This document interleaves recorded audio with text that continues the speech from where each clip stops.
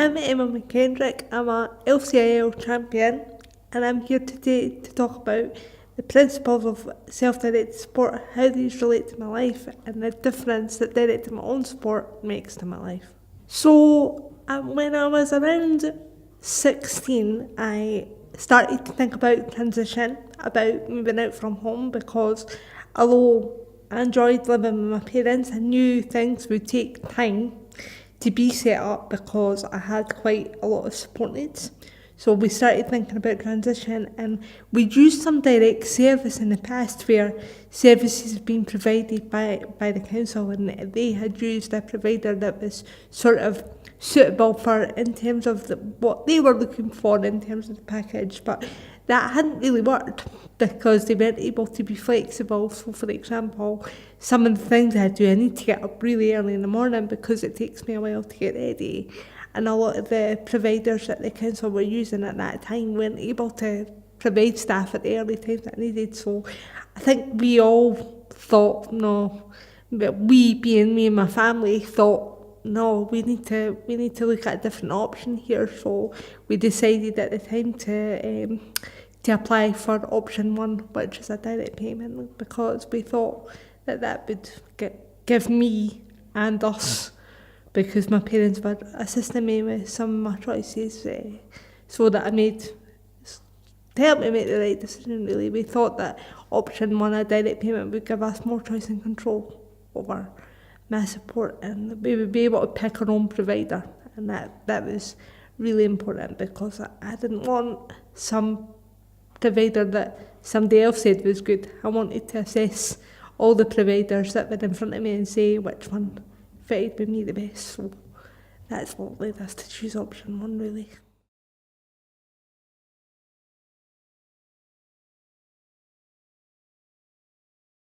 The information we were provided with at the outset in terms of the options and what was available was quite sketchy, to be honest. Some of it was really good, some of it was really lacking.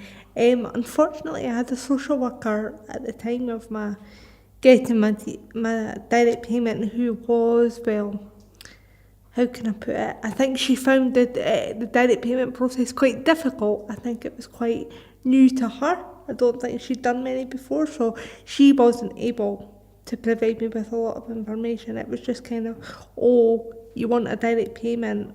Right, that's fine, we'll apply for one for you. It wasn't, well, have you thought about this or that, or how do you want to use your direct payment? It was very, right, you want it, we'll apply for it. There wasn't much discussion.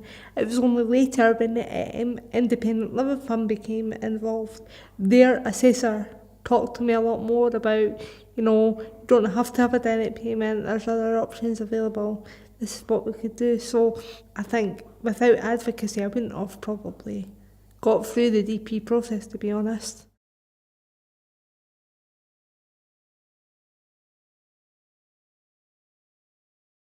So currently, my current support package is it's a 24/7 support package, and it's funded by Edinburgh Council and the Scottish Independent Living Fund.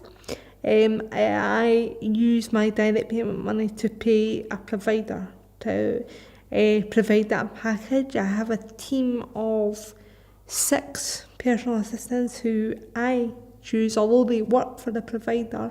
I'm fully involved in choosing who supports me.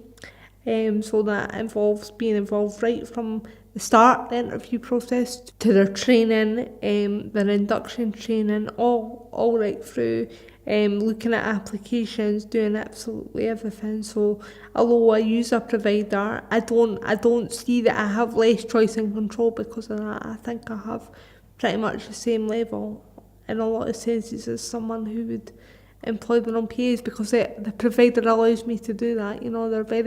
They're very hands off, but in a good way. It's not hands off for not bothered, it's hands off, you're actually quite capable of doing this yourself.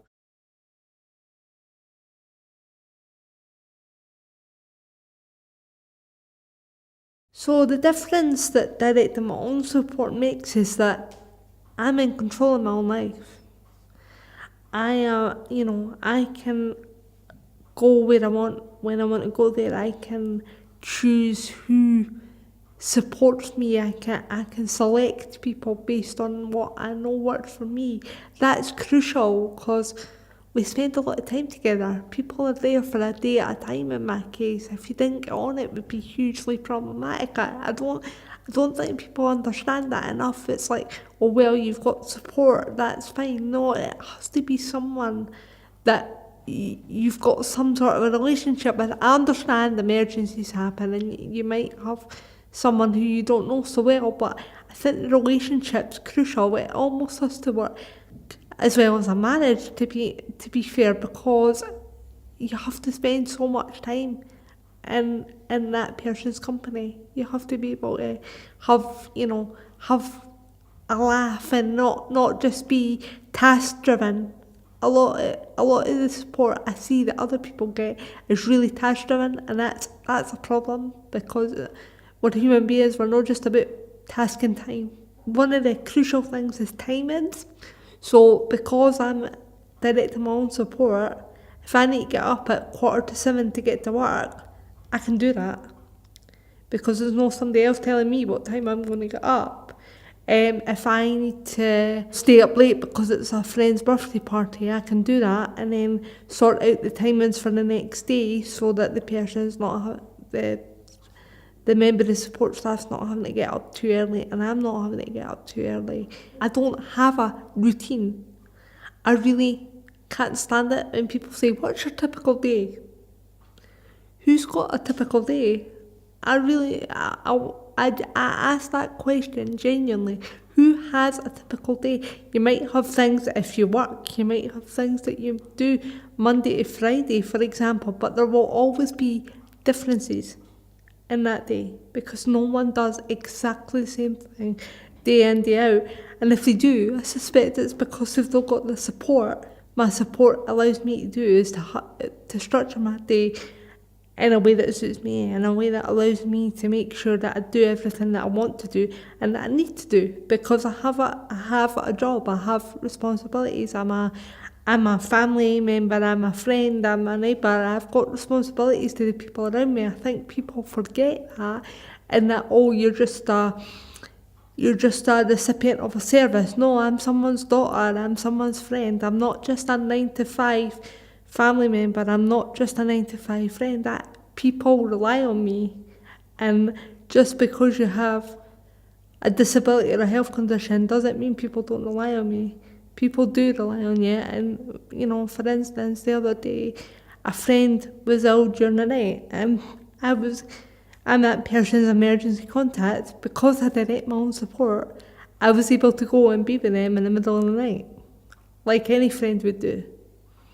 But if I wasn't directing my own support, I wouldn't have been able to do that. So it's being able to be there for the people around you as well, and contribute to society and not just be a passive recipient of service, because that's not who I am, and I don't actually think that's who anybody is. I think people get forced into that role, but I think it's not who anybody wants to be. In terms of participation, my support allows me to fully participate in my life and in wider society as well. So I'm able to have a job. If I want to do something new, then I'm able to choose to do that. I have obviously let the provider know, but it's very much my choice. And if something is changing within the provider, then I'm presented with all the options. It's not, oh, by the way, this option's easier for us, so can you just do that? It's very much real choice. In terms of dignity, I think just really basic things like my support allows me to have a shower every day. Now that might sound like, well, of course you can have a shower every day, but it's not the case for everybody. And actually, most of the people that take care of service provision, they probably have a shower every day. So why can't people that have support have a shower every day? Having personal care done by people that I know makes a really big difference because it's more comfortable. It's never a comfortable process to have somebody else doing your personal care. I wouldn't ever say it's completely comfortable, but at least if it's someone you know that they know your body, they know what parts of you are sore, they know how you like to be touched, it really does make a difference. It makes you feel like a human being. Without that, I think it'd be really difficult, and I don't know that I would be as able to say what I wanted. I'm able to say what I want because I'm given the environment to say what I want. Knowing people makes it easier to ask for what you need.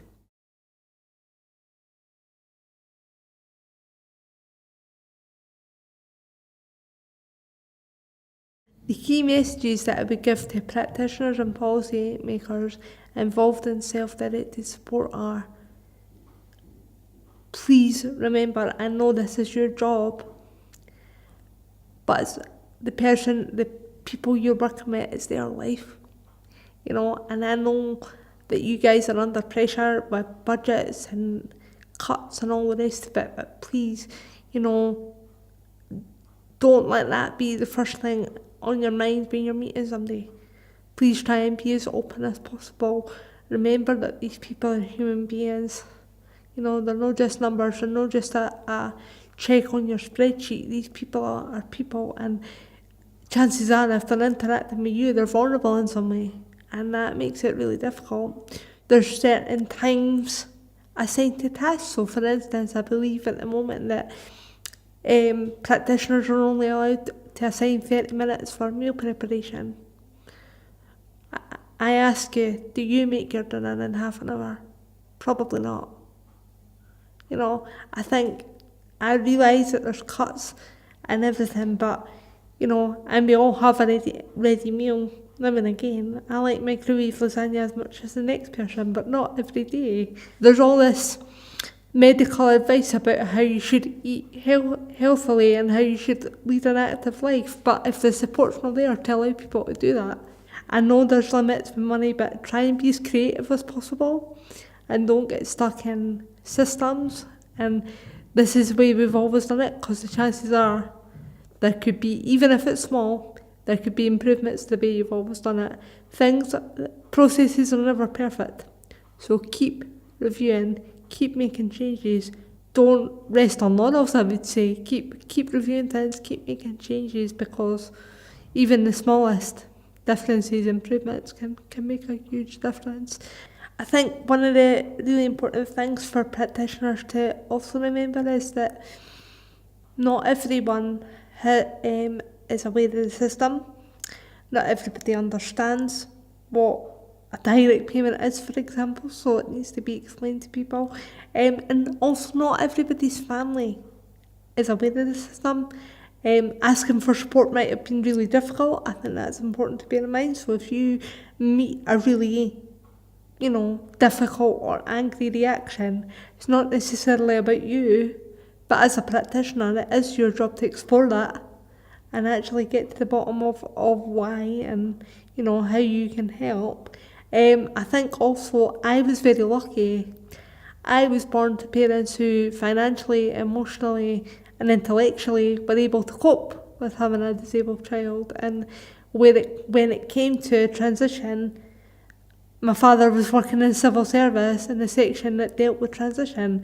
I couldn't have been in a better set of circumstances, but that part of it was chance. I happened to have been born to parents who were able to cope with my disability and the issues that come with that. Not every parent is equipped to cope with having a disabled child. They shouldn't be judged for that. They need support, and actually I worry that if I'd had less equipped parents, where would I be? That shouldn't be a concern. It's not obviously a parent's job to look after a child and to do their best for them. It's not the parent's job to know every single piece of legislation and to necessarily know what they're entitled to. My dad was telling the practitioners what the legislation was because he helped write it. Most people's fathers wouldn't be able to do that, and nor should they. we need to be very careful about, yes, people are experts in their own lives and in their own experience, doesn't mean they're experts in policy, and they shouldn't have to be experts in policy to get what they need.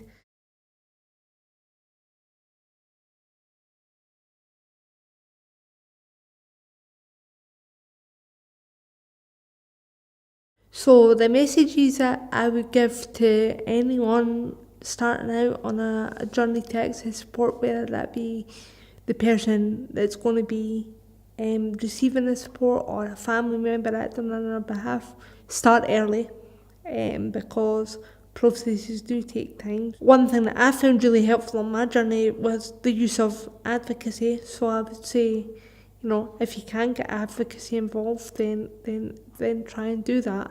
I think there's a misconception with advocacy that it's only for people that can't speak. That's not the case. I'm fully able to express what I need, but I still needed the advocate because she was someone outside the situation, so she wasn't my friend, she wasn't my family, she wasn't emotionally involved, but she had my best interests at heart, and she was able to help me express what I needed in a time where there was so much information that sometimes I didn't know what way was up, really. So she was able to help me disentangle all that and really express what I needed. So I'd say use advocacy if you can. If you can't access advocacy or you don't feel it's the right option for you, take a family member, a friend, someone to meetings with you. Don't go to meetings on your own. Not in a bad way, just because it's good to have somebody there that's there for you. And yeah, I'd just say don't give up, because although there might be bumps in the road, things will work out in the end.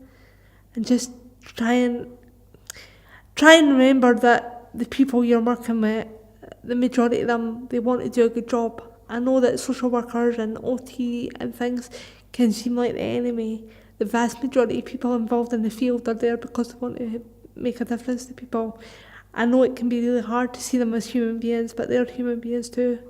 So try and work with them as you would work with any other human being. Say what you need, be very clear about what you need, and I've said it several times, but again, please don't give up, because you'll get there in the end. I did, and the chances are you will as well. Having employment means a great deal to me, because it means that it gives me a real sense of purpose. It means that my impairment doesn't get in the way of me doing something that, most people my age do. I'm just like anyone else. I have deadlines and I have things that I need to do, but I don't find that's not a bad thing for me. I like to use. I've been to university. I've studied social science. I didn't do that for nothing. 4 years hard work only to sit there and do nothing. No, I did it so that I could do things like the job I've got now, working as a peer support worker in the voluntary sector. So it means that I'm able to use my lived experience to help others.